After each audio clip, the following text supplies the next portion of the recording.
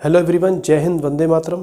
Friends, आज हमारा current affair daily dose का पार्ट 10 शुरू होगा और जिसमें हम लोग देखेंगे करंट अफेयर्स। जो हमारी सीरीज चल रही है डेली डोज की, उसमें 9 पार्ट अब तक कंप्लीट हो चुके हैं। ये आज 10वां पार्ट है और जिन्होंने भी अभी तक 9 पार्ट्स नहीं देखे हैं करंट अफेयर डेली डोज के, वो उन्हें मिस ना करें, उन्हें ज़रूर देख लें एक बार। उसके बाद आप इस पार्ट को ज़रूर देखें। चलिए आइए शुरू करते हैं आज के करंट अफेयर्स। आज इस डेली डोज के पैकेट में आपके लिए क्या है उसको देखते हैं।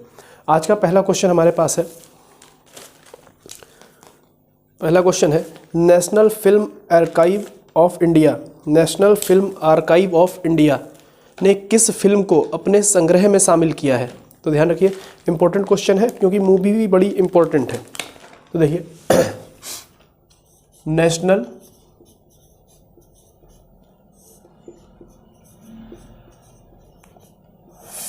Film archives, national film archives of India ने किस फिल्म को अपने संग्रह में शामिल किया है? National film archives of India ये एक संस्था है जो मूवियों का संग्रह करके रखती है। कहने का मतलब सब मूवियों का नहीं, उन मूवीज़ का जो बहुत ही ज़रूरी, समाज को एक मैसेज देने वाली मूवी होती हैं, ऐसी मूवीज़ का संग्रह करके रखती है। तो अभी हाल ही में नेशनल आर्काइव्स ऑफ इंडिया ने पीके मूवी को शामिल किया है अपने संग्रह में। किस मूवी को? तो मूवी का नाम है पीके। कौन सी मूवी है? पीके। एक आमिर खान की मूवी है पीके। आप सबने इस मूवी को देखा होगा, तो इम्पोर्टेंट है क्योंकि पीके मूवी को नेशनल आर्काइव्स ऑफ इंडिया ने अपने संग्रह में शामिल कर लिया है। ओके, चलिए आज का दूसरा क्वेश्चन देखते हैं। अमेजन का भारत में पहला डिजिटल केंद्र कहाँ खुला है? देखिए, अमेजॉन इसको कहते हैं आप लोग, अमेजॉन कंपनी है अमेजॉन। अमेजन ने भारत में अपना पहला डिजिटल केंद्र कहाँ पर खोला है? ध्यान रखिए, अपना पहला डिजिटल केंद्र कहाँ पर खोला है? तो ध्यान रखिएगा, इसका आंसर है सूरत। कहाँ? सूरत। और सूरत कहाँ है? गुजरात में। सूरत कहाँ है? गुजरात में। तो अगर आपसे पूछता है एग्जाम में कि अमेजॉन ने भारत में अपना पहला डिजिटल केंद्र कहाँ पर खोला है, ध्यान रखिएगा, केंद्र नहीं, सिंपल केंद्र नहीं, डिजिटल केंद्र कहाँ पर खोला है, तो उसको सूरत में खोला है अमेजॉन ने। ओके, चलिए इसके बाद अगला क्वेश्चन है, 52वां इंटरनेशनल फिल्म फेस्टिवल कहाँ हुआ है? 52वां, ध्यान रखिएगा, कौन सा? 52वां, 52nd 52वां international film festival, international film festival कहाँ हुआ है? तो ये हुआ है गोवा में। कहाँ हुआ है? गोवा। इसको भी ध्यान रखें। 3 पॉइंट्स हमारे पास हो गए, इंपॉर्टेंट है तीनों। ओके, तीनों इंपॉर्टेंट है, तीनों नोट डाउन कर लीजिए। अगला क्वेश्चन है, देखिए करंट अफेयर के जो डेली डोज के पार्ट हैं वो 2-3 दिन से नहीं आ पा रहे थे। कारण ये था कि मेरी तबीयत थोड़ी ठीक नहीं थी, तो वीडियोस बन नहीं पा रहे थे। ओके, लेकिन अब ये प्रॉपर डेली पार्ट्स आया करेंगे। आप लोग बिल्कुल भी टेंशन ना लें, हम इस सीरीज़ को 50 पार्ट तक ले जाएंगे। आज ये हमारा 10वां पार्ट है। ओके, डेली 1 या 2 पार्ट आया करेंगे, तो आप लोग बिल्कुल भी इस बात की चिंता ना करें कि वीडियोज़ आना बंद हो गए। अगला है ई बाइक टैक्सी योजना। कौन सी योजना है? ई बाइक टैक्सी योजना किस राज्य में शुरू की गई है? ध्यान रखिए, ई बाइक टैक्सी योजना, ई बाइक टैक्सी, ठीक, टैक्सी के लिए क्या आएगी आपके पास? ई बाइक टैक्सी योजना किस राज्य में शुरू की? इतना इंपॉर्टेंट है आपके लिए, कर्नाटक। और ये सवाल पूछा भी जा चुका है अभी हाल ही के एग्जामों में। तो ई बाइक टैक्सी योजना किस राज्य ने शुरू की है? तो उसका नाम है कर्नाटक ने। ओके, अगला क्वेश्चन है, टी20 मैचेस में 14,000 रन बनाने वाले खिलाड़ी कौन बने हैं? 14,000 रन बनाने वाले खिलाड़ी। ध्यान रखिए, टी20 मैचेस में 14,000 रन जिस खिलाड़ी ने बनाए। और ध्यान रखिए, ये 14,000 टी20 इंटरनेशनल और टी20 के जितने फॉर्मेट होते हैं, चाहे वो IPL हो या फिर कोई भी दूसरा देश कराता हो, ठीक, बिग बैश की लीग हो, कोई सा भी हो, सब मिलाकर है टी20 में। तो 14,000 रन पूरे करने वाले खिलाड़ी बने हैं क्रिस गेल। इनका नाम क्या है? Chris Gayle. Okay, Chris Gayle. अगला क्वेश्चन है, क्वाड कंट्रीज, क्वाड, देखिए ये वैसे अब करंट का क्वेश्चन रह नहीं गया, लेकिन अब नाम पूछ लिए जाते हैं। आपसे पूछ सकता है एग्जाम में कि क्वाड में कौन सा देश शामिल है इनमें से और कौन सा नहीं है। तो क्वाड में 4 देश हैं, कितने, ध्यान रखिए, क्वाड में 4 देश हैं। क्वाड का मतलब भी 4 होता है, ठीक है। ट्राई का मतलब 3 और क्वाड का मतलब क्या होता है 4, ठीक। 4 देश हैं। कौन से हैं 4 देश वो आपको देखने हैं। सबसे पहला है USA, दूसरा है जापान, तीसरा है इंडिया और चौथा है ऑस्ट्रेलिया। ये क्वाड के सदस्य हैं, क्वाड। ये किसके सदस्य हैं, क्वाड के। कौन कौन से देश हैं, 4। इसमें क्वाड का मतलब ही क्या, 4। जैसे आप सुनते हैं ना क्वाड्रिलेटरल, क्वाड्रिलेटरल मतलब चतुर्भुज, तो यहाँ क्वाड का मतलब क्या है 4, ठीक। 4 USA, जापान, इंडिया, ऑस्ट्रेलिया, ये किसके सदस्य हैं, क्वाड के, ठीक, क्वाड के सदस्य हैं। चलिए अगला देखिए। सही। अगला क्वेश्चन है, देश का पहला ग्रीन हाइड्रोजन प्लांट कहाँ लगाया गया है। देश का पहला मतलब भारत का पहला, भारत का पहला ग्रीन हाइड्रोजन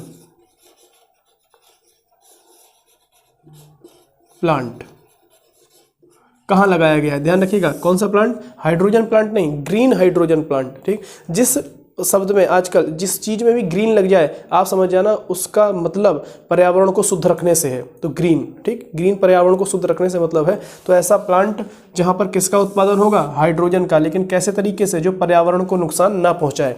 तो भारत का पहला ग्रीन हाइड्रोजन प्लांट कहाँ स्थापित किया जाएगा, मथुरा में। कहाँ है, मथुरा में। और मथुरा कहाँ है, यूपी में। और सबसे इम्पोर्टेंट सवाल कि इस ग्रीन हाइड्रोजन प्लांट को लगा कौन सी कंपनी रही है, ठीक। तो इस कंपनी का नाम है IOCL। IOCL आपने नाम सुना होगा, इसके पेट्रोल पंप भी हैं। Indian oil, Indian oil corporation limited, Indian oil corporation limited, ये है IOCL। इंडियन ऑयल याद रखिए आप, इंडियन ऑयल लगा रही है ग्रीन हाइड्रोजन प्लांट। कहाँ लगा रही है, मथुरा में। और ये भारत का पहला ग्रीन हाइड्रोजन प्लांट होगा। अगला क्वेश्चन है, CM बाल सेवा योजना, यानी मुख्यमंत्री बाल सेवा योजना किस राज्य के द्वारा शुरू की गई है। कौन सी योजना, मुख्यमंत्री बाल सेवा योजना, ठीक, बच्चों से संबंधित है, बाल सेवा, बच्चों की सेवा। मुख्यमंत्री बाल सेवा योजना किससे संबंधित है, ध्यान रखिएगा, ये यूपी से संबंधित है, यूपी द्वारा चलाई जा रही है, ठीक, यूपी सरकार द्वारा, यूपी गवर्नमेंट द्वारा इसको चलाया जा रहा है। कौन सी सरकार, यूपी की गवर्नमेंट।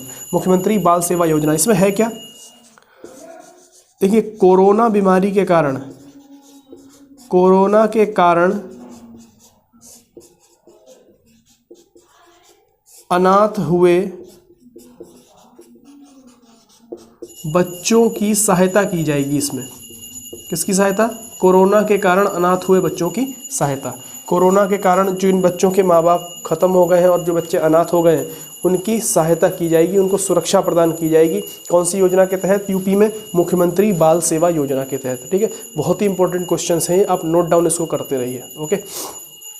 चलिए, और वीडियो को लाइक कर दीजिए, सब्सक्राइब कर दीजिए और शेयर कर दीजिए। जो भी आपके फ्रेंड्स हैं उनमें सब में, आप फेसबुक ग्रुप में जुड़े हुए होंगे, आप लोग, कई लोग फेसबुक भी चलाते होंगे, इंस्टाग्राम चलाते होंगे, वहाँ पर मेरे सारे वीडियोस को आप शेयर कीजिए। अगर आपको अच्छे लगते हैं सारी वीडियोस को वहाँ शेयर कीजिए ताकि सबको उनको देखने का मौका मिले, ओके।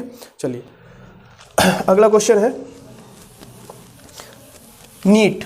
आपने नीट एग्ज़ाम सुना है ना, नीट का एग्ज़ाम, मेडिकल वालों के लिए नीट का एग्ज़ाम होता है, MBBS वगैरह में एडमिशन के लिए, ठीक है, MBBS का कोर्स करने के लिए।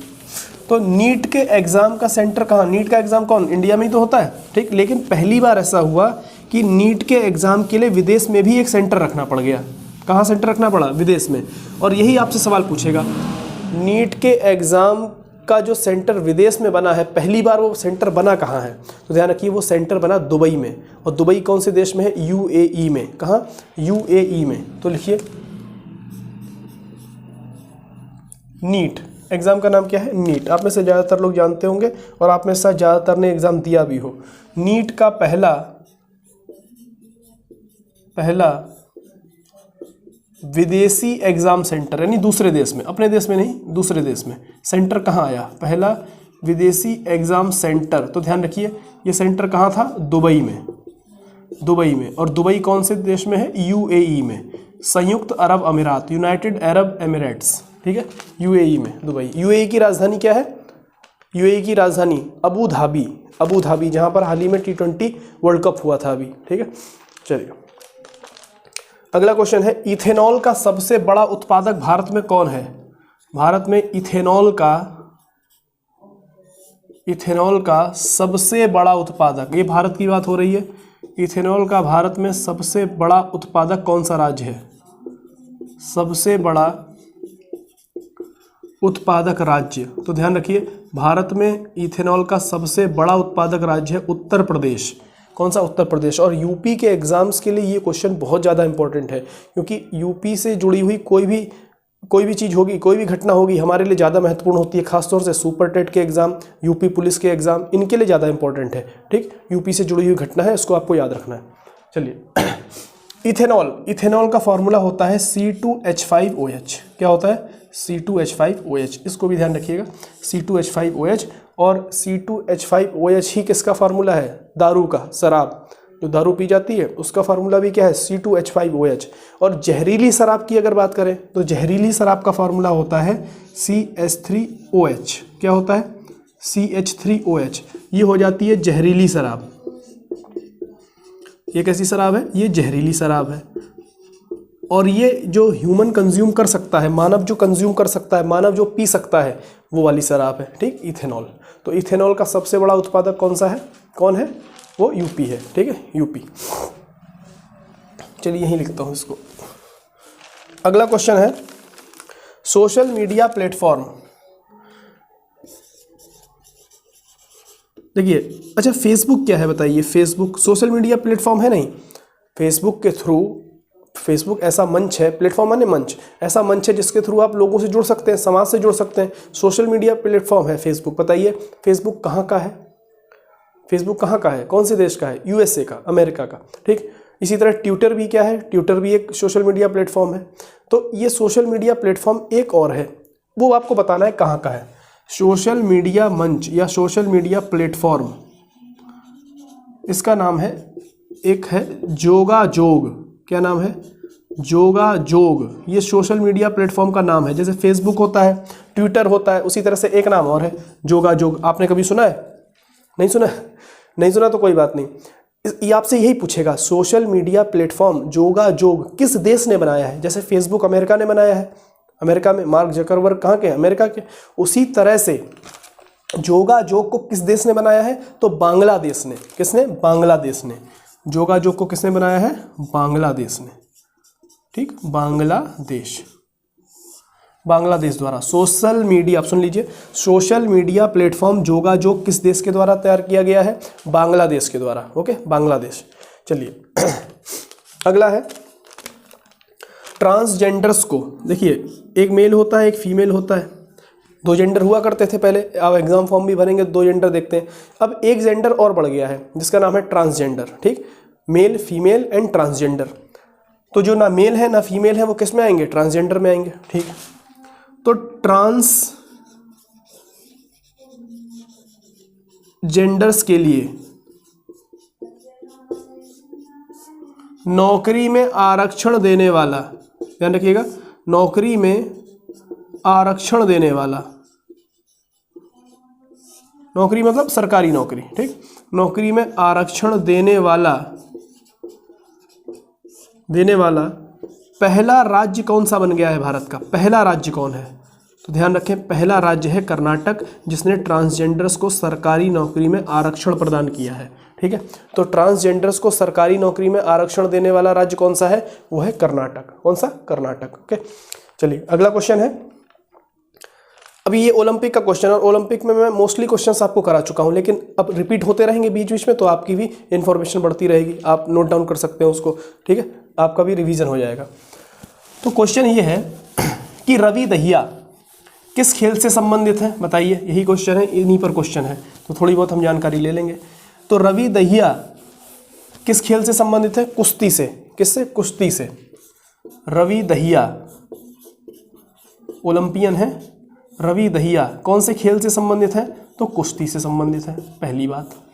दूसरी बात, रवि दहिया ने ओलंपिक में कौन सा पदक जीता है? तो आप कहेंगे भैया ओलंपिक में रजत पदक जीता है, सिल्वर मेडल। रजत का मतलब सिल्वर, सिल्वर मेडल जीता है। तीसरी बात, इन्होंने जो कुश्ती में भाग लिया था कितने किलोग्राम वर्ग में लिया था, यानी कितने किलोग्राम वर्ग में ये कुश्ती में गए? तो 57 किलोग्राम। कितने में? 57 किलोग्राम वर्ग में। यानी इनका वजन, जब ये कुश्ती लड़ रहे थे उस समय इनका वजन कितना होना चाहिए था? 57 किलोग्राम। तो रवि दहिया का वजन कितना? 57 किलोग्राम के वर्ग में गए। अब मान लीजिए इनका वजन बढ़ के, अब ये घर आ गए होंगे, वजन बढ़ के मान लीजिए 65 हो गया, तो अगली बार ये ओलंपिक में जाएंगे और ओलंपिक से पहले अब ये जिस वर्ग में लड़ना चाहते हैं उतना ये लोग वजन कर लेते हैं अपना। मान लीजिए 60 में लड़ना चाहते हैं अब की बार, तो 60 किलो वजन कर लेंगे। ठीक, ये फिटनेस अपने ऊपर डिपेंड करती है, वजन घटाना बढ़ाना सब इनके ऊपर डिपेंड है, एथलीट्स हैं ये। ठीक है, चलिए। तो 57 किलोग्राम वर्ग, पहलवान साहब इनका वजन है 57 किलोग्राम। सोचिए आपको कम लग रहा होगा ये वजन। ठीक है, तो 57 किलोग्राम वजन है रवि दहिया का, 57 किलोग्राम। और जो बजरंग पूनिया थे वो 65 किलोग्राम वर्ग में कुश्ती लड़े थे और उनको ओलंपिक में कांस्य पदक मिला था। फिर से सुन लीजिए, कौन सा? कांस्य। इनको क्या मिला है? सिल्वर मेडल, रजत पदक। ठीक, कुश्ती में रवि दहिया को। ठीक, यही क्वेश्चन था। अगला क्वेश्चन है विभाजन। चलिए ऐसे देखते हैं, एक बताइए, हमारा देश आज़ाद कब हुआ? 15 अगस्त को। पाकिस्तान 14 अगस्त को। पाकिस्तान 14 अगस्त को बनाता है अपना स्वतंत्रता दिवस पाकिस्तान का, लेकिन अभी हाल ही में भारतीय प्रधानमंत्री ने 2021 में अभी जो 14 अगस्त गया है, इस 14 अगस्त को किस दिवस के रूप में घोषित किया है? मोस्ट इम्पॉर्टेंट क्वेश्चन है। ठीक, मोस्ट इम्पॉर्टेंट। तो उन्होंने घोषित किया है विभाजन विभीषिका स्मृति दिवस।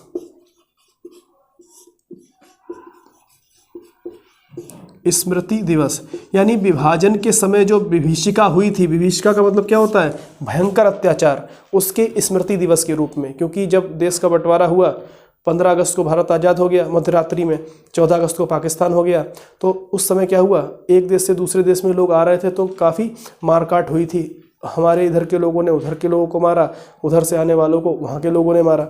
तो इसी को विभाजन विभीषिका स्मृति दिवस के रूप में मनाने का निर्णय लिया गया है। कब से निर्णय लिया है ये? तो 2021 से, अभी जो 14 अगस्त गया है तब से। तो एक मनाया जा चुका है, अब अगला 14 अगस्त को मनाया जाएगा। ठीक, प्रधानमंत्री नरेंद्र मोदी के द्वारा ये घोषणा की गई।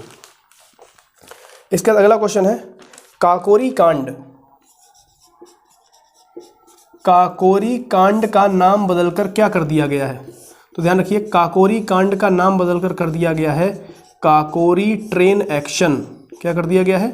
Kakori train action. और ये घटना जो हुई थी, ये हुई थी 9 अगस्त 1925 को। कब हुई थी? 9 अगस्त 1925 को। और इस घटना को जिस संगठन ने अंजाम दिया था उसका नाम था HRA। किसने? HRA यानी Hindustan Republican army. HRA Hindustan Republican army. और जिसके सदस्यों में मुख्य रूप से कौन कौन थे? चंद्रशेखर आज़ाद। कौन थे? चंद्रशेखर आज़ाद। इसके अलावा इसके सदस्यों में राम प्रसाद बिस्मिल, पंडित राम प्रसाद बिस्मिल और ठाकुर रोशन सिंह और एक व्यक्ति और भी लोग थे इसमें। और एक व्यक्ति हैं बहुत इंपॉर्टेंट, इसको लिख लीजिए आप पहले। ठीक, पॉज करके लिख लीजिए इसको, फिर मैं नीचे लिखता हूँ। एक व्यक्ति हैं और इम्पोर्टेंट, उनका नाम है अशफाक उल्ला खां। क्या नाम है? अशफाक उल्ला खां। अशफाक उल्ला खां। तो देखिए, इस काकोरी कांड को लेकर, ठीक, हिंदुस्तान रिपब्लिकन आर्मी में ये थे और काकोरी कांड के कारण अब ये लोग पकड़े गए। इनमें से एक व्यक्ति नहीं पकड़े गए हैं। देखिए, ये चंद्रशेखर आज़ाद नहीं पकड़े गए। ठीक, ये तो निकलने में कामयाब हो गए। ये पुलिस की पकड़ में नहीं आए, और आपको पता है अंत तक नहीं आए, मरते दम तक नहीं आए पकड़ में, खुद को ही गोली मार ली इन्होंने, लेकिन अंग्रेजों के हाथ में जीवित नहीं आए। तो रामप्रसाद बिस्मिल, ठाकुर रोशन सिंह और अशफाक उल्लाह खां को इस कांड के लिए, काकोरी कांड के लिए, जिसका नाम चेंज करके क्या कर दिया गया है अब, काकोरी ट्रेन एक्शन, इसके लिए फांसी की सजा दी गई थी इन तीनों व्यक्तियों को। ठीक, इसमें एक और व्यक्ति थे राजेंद्र लाहिड़ी, और भी व्यक्ति थे, राजेंद्र लाहिड़ी भी थे। ठीक है, राजेंद्र लाहिड़ी। चलिए आगे अगला क्वेश्चन देखते हैं, इसको मिटा देता हूं मैं, आप लोग नोट कर लें।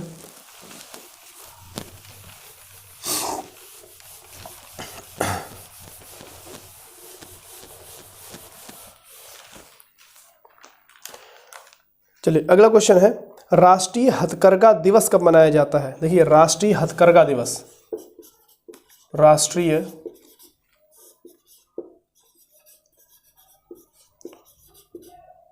हथकरघा दिवस, ठीक, राष्ट्रीय हथकरघा दिवस कब मनाया जाता है? और एक और साथ में इसके लिखिए, भाला फेंक दिवस कब मनाया जाएगा? भाला फेंक, भाला फेंक। अगर आपको इनमें से एक भी पता है तो दोनों के आंसर आपको पता है। अच्छा बताइए, नीरज चोपड़ा ने जिस दिन गोल्ड मेडल जीता भाला फेंक प्रतियोगिता में, जेवलिन थ्रो में, उस दिन कौन सी तारीख थी? 7 अगस्त। कौन सी थी? 7 अगस्त। तो 7 अगस्त को भाला फेंक दिवस मनाने का निर्णय लिया गया है, क्योंकि ये पहले एथलीट हैं जिन्होंने, पहले इंडियन एथलीट जिन्होंने गोल्ड जीता है ओलंपिक में। ठीक, पहले इंडियन एथलीट, ध्यान रखिएगा एथलीट। वैसे तो अगर आप पहले की बात करें गोल्ड जीतने वाले व्यक्तिगत, तो वो कौन है? अभिनव बिंद्रा, ठीक, जिन्होंने 2008 में बीजिंग ओलंपिक में जीता था 10 मीटर, जो क्या कहते हैं शूटिंग में, किसमें? शूटिंग में जीता था उन्होंने 10 मीटर में। भाला फेंक दिवस 7 अगस्त, तो हथकरघा दिवस भी कब मनाया जाता है? 7 अगस्त को। ठीक, 7 अगस्त को। अगला क्वेश्चन है, विश्व जैव ईंधन दिवस, इसी में लिख लीजिए यहीं पर आप, विश्व जैव ईंधन दिवस। ठीक, विश्व जैव ईंधन दिवस। जैव ईंधन को अंग्रेजी में कहते हैं बायोफ्यूल। क्या कहते हैं? बायोफ्यूल। तो वर्ल्ड बायोफ्यूल डे कब मनाया जाता है? ये 10 अगस्त को मनाया जाता है। कब मनाते हैं इसको? 10 अगस्त को। ठीक, 10 अगस्त को। चलिए अगला क्वेश्चन है,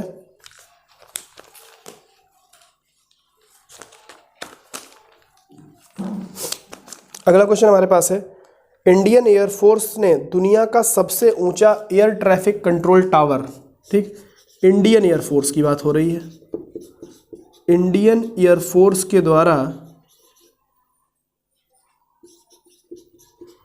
विश्व का सबसे ऊंचा, ध्यान रखिएगा दुनिया का, भारत का नहीं, दुनिया का, विश्व का सबसे ऊंचा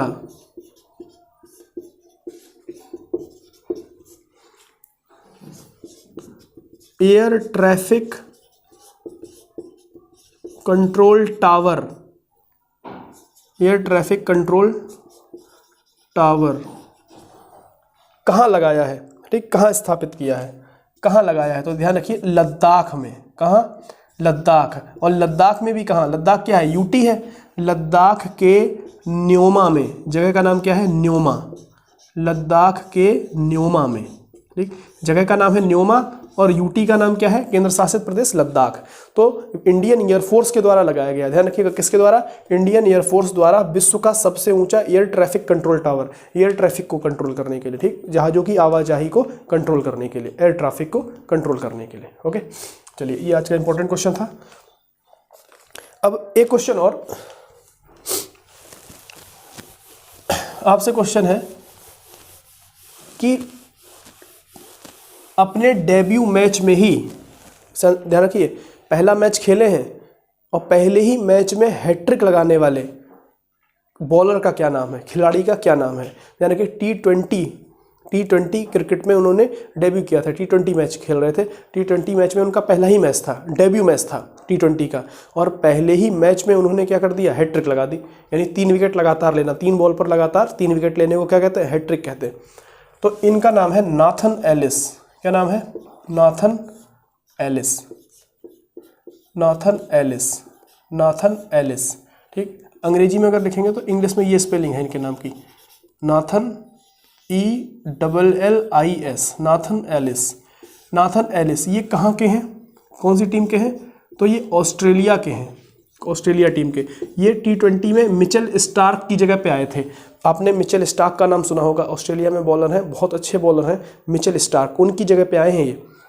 और इन्होंने पहले ही मैच में वर्सेस बांग्लादेश के खिलाफ मैच था और अपने पहले ही मैच में, अपने डेब्यू मैच में ही हैट्रिक लगा दी। ठीक, लगातार 3 विकेट। इसमें ऑस्ट्रेलिया के हैं ये कहाँ के हैं? ये ऑस्ट्रेलिया के हैं, ये ऑस्ट्रेलिया के हैं। बांग्लादेश के खिलाफ मैच था, इन्होंने क्या लगाई? हैट्रिक। और ये मैच कौन सा है? T20 international. ठीक है, 50 ओवर मैच नहीं है, ना ही टेस्ट मैच है।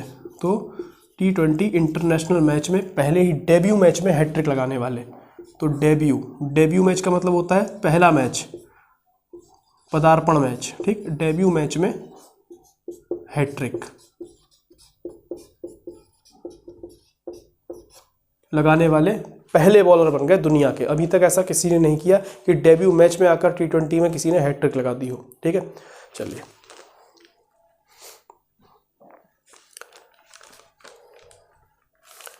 तो आज का ये वाला वीडियो यहीं पर हम लोग खत्म करते हैं। और भी क्वेश्चंस हैं, अब हम अगली वीडियो में इसको करेंगे। वीडियो ज़्यादा लंबा नहीं होना चाहिए, नहीं तो फिर आप लोगों को पढ़ने में बड़ा आलस लगता है। ठीक है, चलिए, थैंक यू वेरी मच।